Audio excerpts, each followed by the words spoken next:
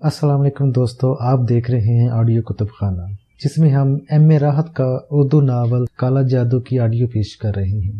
جن دوستوں نے ابھی تک اس چینل کو سبسکرائب نہیں کیا وہ جلدی سے سبسکرائب کر لیں اور بیل آئیکن دبا دیں تاکہ اچھی کتابوں کی آڈیو آپ تک پہنچتی رہے۔ شکریہ۔ چلیے شروع کرتے ہیں۔ اس محبت سے پیش آئے وہ میرے ساتھ کہ پھر میں ان سے جھوٹ نہ بول سکا اور میں نے انہیں پوری کہانی سنا دی۔ وہ پولیس اسٹیشن گئے، وہاں میری تصویر موجود تھی۔ چاند خان نے مجھے وہاں سے ہٹا کر ایک خفیہ جگہ رکھا اور پھر وہ میری تربیت کرنے لگے۔ تربیت؟ میں نے پھر درمیان میں دخل دیا۔ ہاں، انہوں نے مجھے چاقو چلانا سکھایا، جیب تراشی سکھائی، پستول اور رائفل کا استعمال اور نشانہ بازی۔ زندگی بچانے کے سارے گول انہوں نے سکھائے مجھے تاکہ کہیں پھنس جاؤں تو اپنا بچاؤ کر سکوں۔ اس دوران وہ میرے لیے کچھ اور بندوبست بھی کر رہے تھے۔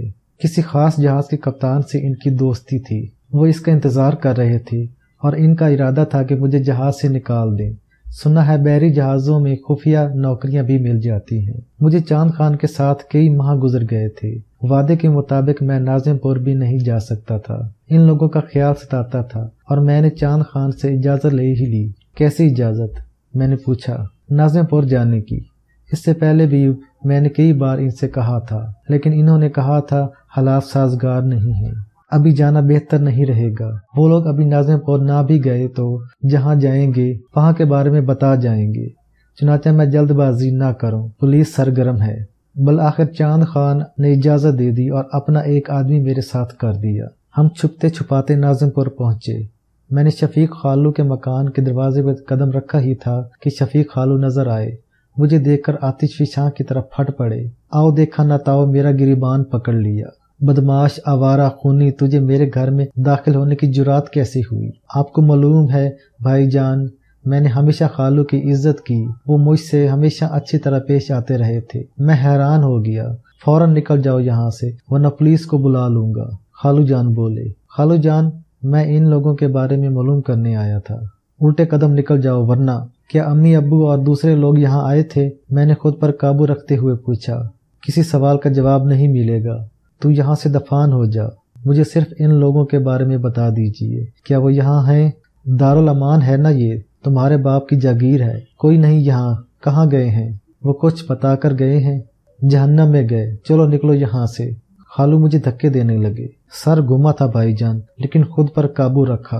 اندازہ ہو گیا تھا کہ اس وقت خالو جان خالہ سے بھی نہ ملنے دیں گے، چنانچہ وہاں سے واپس نکل آیا۔ لیکن اسی رات گھر کی ایک کھڑکی سے اندر داخل ہو کر خالہ جان کے پاس پہنچ گیا۔ وہ مجھے سینے سے لگا کر زار و قطار روئیں۔ خالو دوستوں میں گئے ہوئے تھے۔ تب انہوں نے اپنی بیتا سنائی۔ کیا؟ میں نے بے اختیار پوچھا۔ خالو جان ویسے ہی تنگ مزاج انسان ہے، ناک پر مکھی نہیں بیٹھنے دیتے، اور پھر ابو سے ان کی کبھی نہیں بنی۔ واقعات کی کچھ بھنک انہیں بھی مل گئی تھی، مگر جب یہ لوگ ان کے پاس پہنچے تو وہ ہمدردی سے پیش آئے۔ البتہ انہوں نے اسی بات کہہ دیا کہ وہ انہیں پناہ نہ دے سکیں گے اور یہ لوگ جلد یہاں سے چلے جائیں، کیونکہ اس طرح وہ خطرے میں پڑ سکتے ہیں۔ مگر پولیس طاق میں تھی۔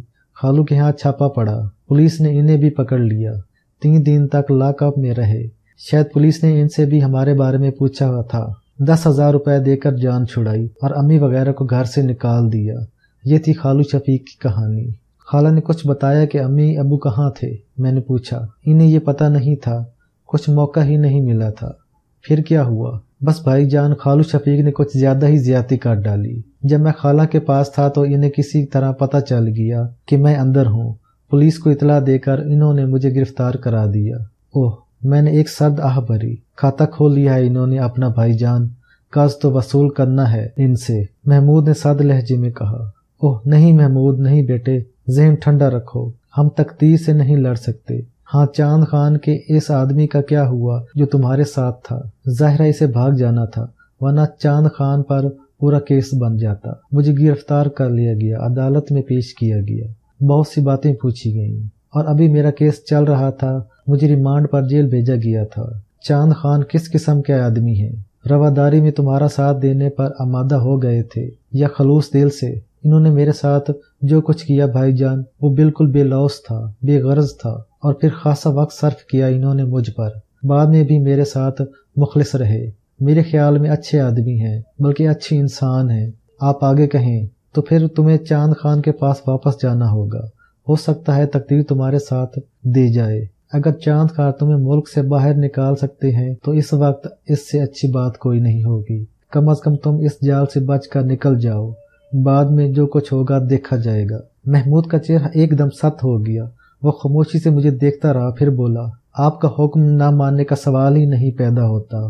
بھائی جان، آپ مجھے کنویں میں چھلانگ لگانے کے لیے بھی کہیں گے، خدا کی قسم لگا دوں گا، لیکن کچھ بات تو کرنے کی اجازت دیں۔ کیا آپ کے خیال میں ان حالات میں اپنی جان بچا کر باہر نکل جانا ایک خوشگوار عمل ہوگا؟ کیا میں سکون پا سکوں گا؟ کیا مجھے یہ احساس نہ ہوگا کہ میں نے آپ سب کو چھوڑ کر خود غرضی کا ثبوت دیتے ہوئے صرف اپنی جان بچا لی؟ میں محمود کا چہرہ دیکھ رہا تھا، پھر میں نے سرد لہجے میں کہا، یہ ایک جذباتی احساس ہے محمود، اور یہ ہمیں کچھ نہیں دے سکے گا۔ ہم الگ الگ رہ کر اگر زندگی پا سکتے ہیں تو اس میں جذباتیت کا دخل نہیں ہونا چاہیے۔ پہلے تم اپنے طور پر باہر نکل جاؤ، میں اس دوران امی اور ابو کو تلاش کروں گا، اور جیسے ہی کوئی موقع ملا میں امی اور ابو کے ساتھ اپنی زندگی بچانے کی جدوجہد کروں گا۔ کم از کم ایک طرف سے تو مطمئن ہو جاؤں۔ ہاں، اگر تم مصیبت کا شکار نہ ہوتے تو میں تم سے پوری مدد لیتا، لیکن بیٹے اگر پھنسے تو دونوں ہی پھنس جائیں گے۔ اس طرح کم از کم ایک تو محفوظ ہو جائے گا تاکہ زیادہ ہمت سے کام کرنے کا موقع مل جائے۔ محمود سوچتا رہا، پھر اس نے کہا، اگر آپ مصیبت میں گر گئے تو میری صرف ایک بات سن لو محمود، میں کسی بھی مصیبت میں گر جاؤں ابھی مر بھی نہیں پاؤں گا، کیونکہ جو پراسرار قوتیں مجھے اپنا اعلی کار بنائے ہوئے ہیں وہ میری موت نہیں چاہتی، میری زندگی چاہتی ہیں۔ یہ سب کچھ ہو رہا ہے محمود، مجھے ایک مکروہ عمل کرنے کے لیے مجبور کیا جا رہا ہے، اور میں وہ عمل کرنے کے لیے آمادہ نہیں ہوں۔ پہلے میں ان ناپاک قوتوں کو شکست دوں گا اور اس کے بعد اپنا کام کروں گا۔